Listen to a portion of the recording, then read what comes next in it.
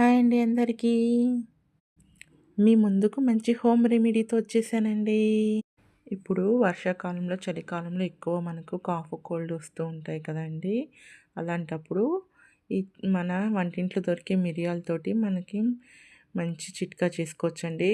ఏంటంటే అది మనము మిరియాలతో రసము, మిరియాల చారు కాకుండా అండి ఇది తింటేనే కాకుండా దగ్గొచ్చినప్పుడు గానీ, ఎప్పుడన్నా మిరియాలలో నోట్లో పెట్టుకుంటాం కదండీ! బుగ్గన కానీ, అలా కాకుండా రసం చేసుకుంటాము.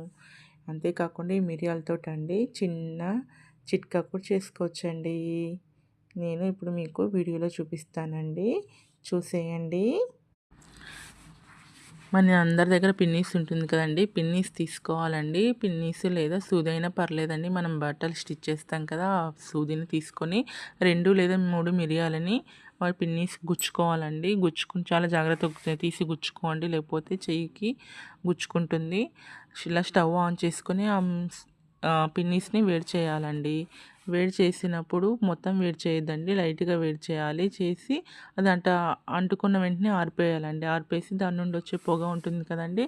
అది మనం పీల్చుకోవాలండి. పిల్లలకి పీల్చేటప్పుడు జాగ్రత్త అండి. ఒకవేళ పిల్లలకి లేకపోతేనే మంచిది. మిరియాలు చాలా ఘాటు స్మెల్ వస్తాయి.